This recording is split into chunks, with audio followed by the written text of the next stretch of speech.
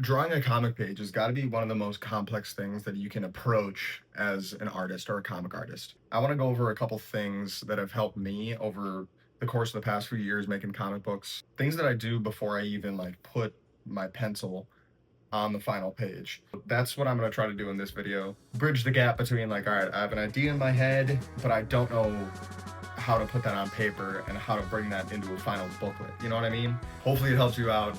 We'll see if it does. Yeah, that's basically it.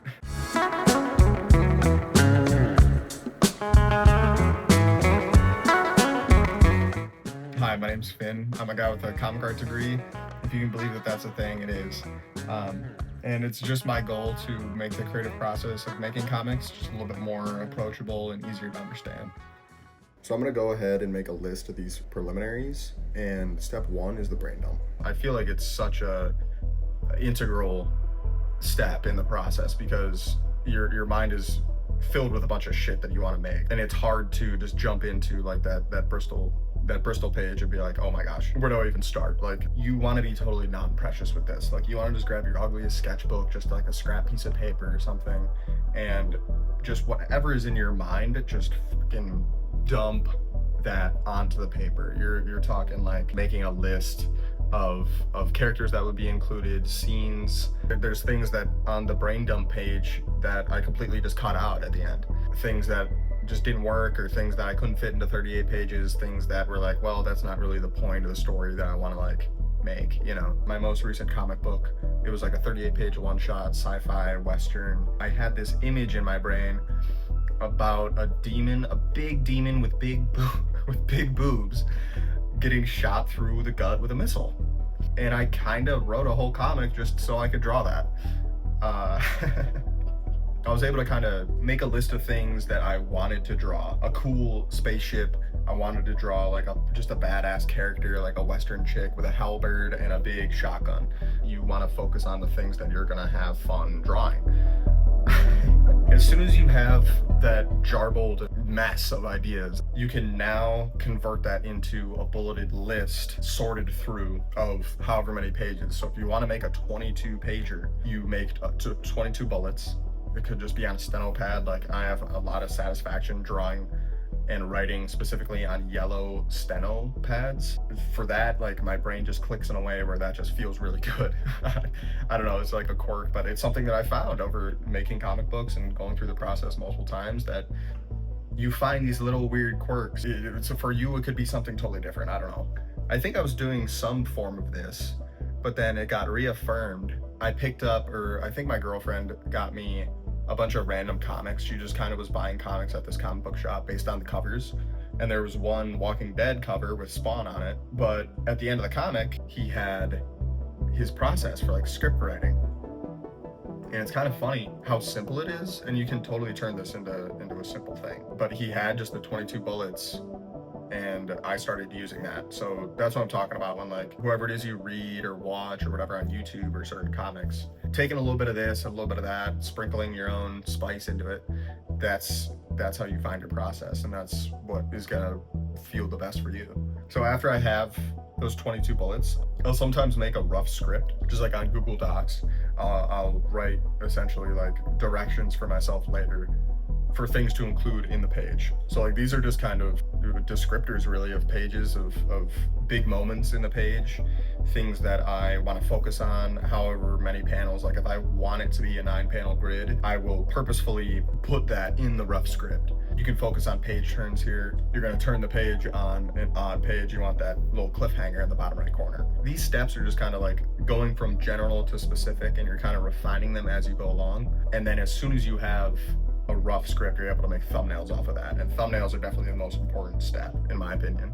Probably requires the most thinking, less thinking than just like going from an idea to making thumbnails. You have gone from an idea and you're becoming more familiar with this idea, and kind of maybe you've already visualized certain panels and now you can put them in thumbnails. It is a lot easier to move into penciling off of thumbnails that you feel good about, rather than just going straight into penciling off of a script. And as far as thumbnails go, the way you want to think about designing a comic page really is like, I mean, bare bones, comics fundamentals, like bigger moments are going to be bigger panels, you know, a splash page might be on a page turn and then it's a big reveal, or having like a 4 panel sequence. Like I had this 4 panel sequence in that 38 page one shot where Mandy, the main character, has like a helmet turn on, and then you kind of see the mechanics of like the helmet turning on, and that being a 1, 2, 3, 4 panel sequence kind of turns that into an animation, you know. And I knew I had that idea in my head of like, I want this moment in time to have that kind of effect. I want it to have kind of an animation effect, and then like the reader is able to fill in the blanks of like the sound effects, stuff like that. And also like you want to be thinking about the passage of time. So if there's like a long skinny panel, that's going to be a little bit more cinematic. The reader is going to spend a little bit more time on that.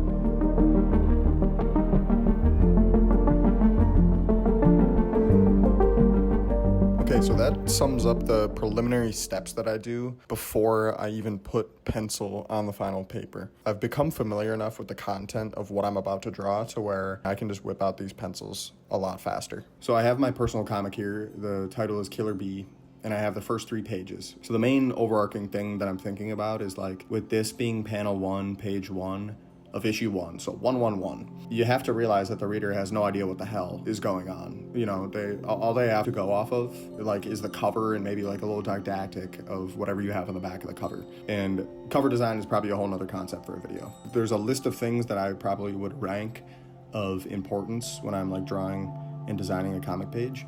And easily number 1 without question is clarity. You know, if I open up a comic book and I'm not able to tell what the hell is going on, I'm not going to want to read the book.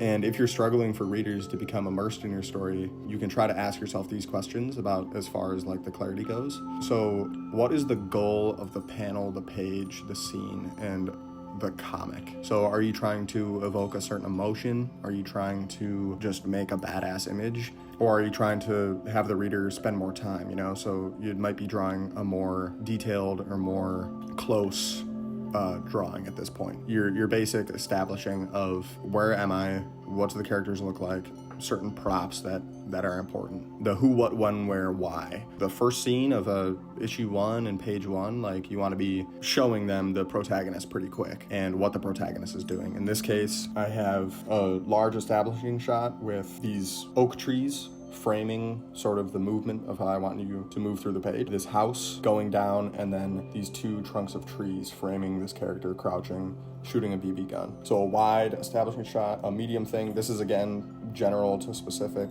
And then you can see that the kid is pumping his BB gun. There's a coffee can in the foreground. We zoom in on the kid. What's he gonna do? He's aiming a gun at the thing. What's gonna happen? I want to turn the page. So you want to make sure that you're keeping things consistent. So I've established that this kid is behind a tree and the coffee can is behind the tree, and there's space in between them. He's holding a BB gun and he's aiming at it in the backyard. So where you've placed props and sort of the space that you created, whether it be a backyard, a city, an alleyway, whatever it is, we as the artist want things to register for the reader on a totally like subconscious level. If they have to do work for you and wonder, so this character is over here, and wait, no, that is the same character as that guy, you know, like you've just failed in a certain way. You want to make things overly clear and overly obvious. That's arguable. Like you there's a thin line to where it's just like, okay, like this isn't even interesting to read anymore, you know. In school, I used to draw little tiny details. Little tiny details would be like integral to the story, but they were totally missable. You just want to make sure that the most important things in your story are not missable. Okay, and then as far as eye flow and composition goes, that's probably number 3 of the most important things. Eye flow and composition, or like page design. You're sort of thinking about and manipulating the reader, how they take in information and how much time is spent on each panel. This is sort of like the battle of comics, questioning, okay, when do I cartoon? When do I draw just a simple shape of a character? And then when do I really kick it up and render? When you want the reader to spend more time on the panel, you're probably gonna have a bigger panel and a more detailed drawing. But if you want it, if it's an action scene and things are moving quick, it's better to have clear, readable gestures, a clear scene, minimal background, you know. And that goes into the fourth aspect that I'm thinking about when I'm drawing a page and drawing thumbnails, really. And I kind of talked about this before, but I think of long, skinny panels as more like cinematic, and small, square, quick moments in time, or sort of creating a sequence. I don't know, I can't think of the name of the game right now, but it's like spot the difference, I guess. And then you would have to, like on the back of a cereal box or something, and you'd have to find the differences of like, oh, the elephant has 1 tusk in this one and like 2 tusks in that one, whatever it was. I don't know. I don't remember. But if you do that with your comic panels, if there's 3 panels back to back to back, the reader subconsciously is gonna go, okay, so I see the difference in there, I see the difference there, I see the difference there, and then they're gonna tell a story themselves with the information that you've given in those 3 panels. And then number 5, you do sometimes want to have those little tiny rewarding details in the background, like things that you clue in on, things that don't really matter in the grand scheme of the scene, but they're details that are gonna reward the most observational of readers.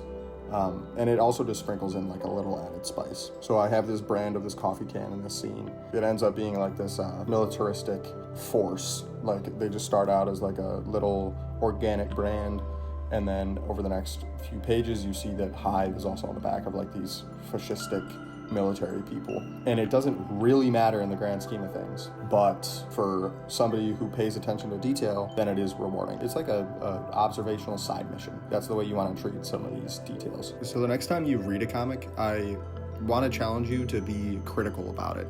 Start thinking about what is making the comic interesting or immersive and engaging. What design choices are the creators making to keep you turning the page after page and buying issues, month after month? I firmly believe that if you are thinking about things, you'll avoid being in the situation of having just like that daunting feeling, looking at the white blank page and just giving up. Like I've been in the situation before where it's like, I just don't want to draw right now. I don't want to make comics right now because if I might make a mistake on that page. Like I have yet to actually get the booklets of Mandy printed. I have them getting shipped right now, but I want to make a video next week talking about how, and it's going to include some of the steps that I went over today, but going over the full like A to Z process. If you liked this video, I would really appreciate it if you shared it with your comic buddies. If you gave it a like, that would mean a lot to me. And instead of just like drawing comics alone in my room into the void, I wanted to start, bringing this out into the world, at least my thoughts. Get on your ass and go draw. I mean, that's really all you can do at this point, Thanks for watching. Bye.